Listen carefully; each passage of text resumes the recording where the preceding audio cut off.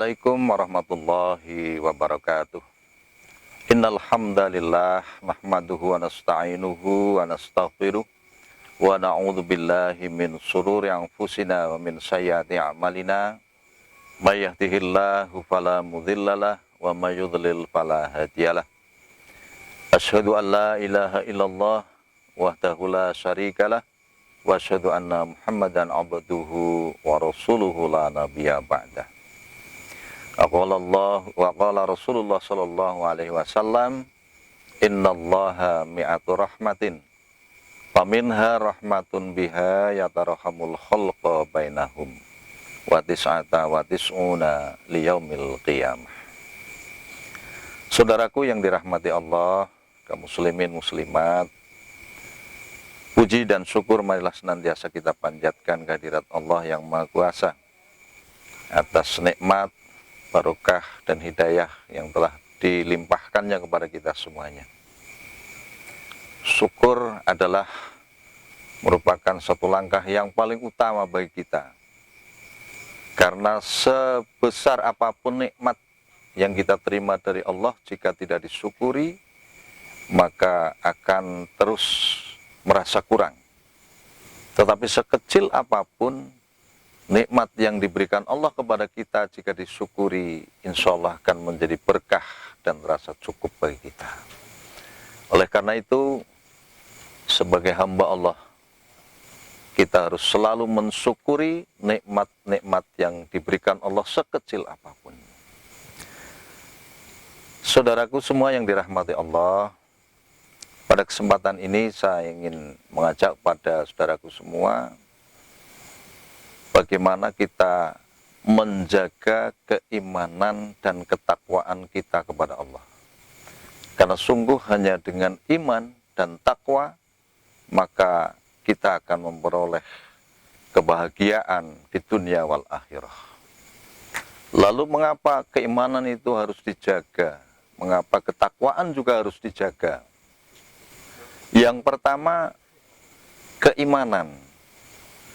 Allah Subhanahu wa ta'ala memberikan jaminan di dalam Al-Quran bahwa ketika kita beriman kepada Allah, maka Allah menjamin akan dihapus dosa dan kesalahan kita.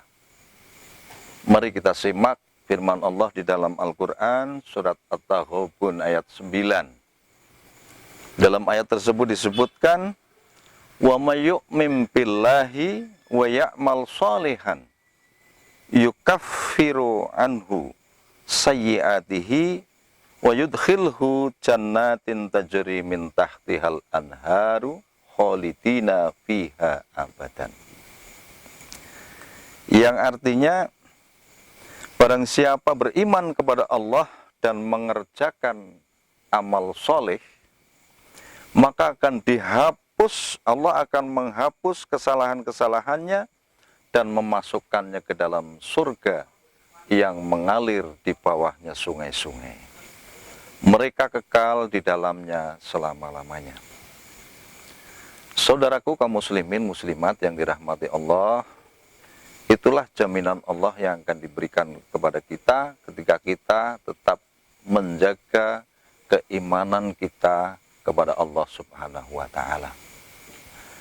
Kemudian yang kedua adalah ketakwaan.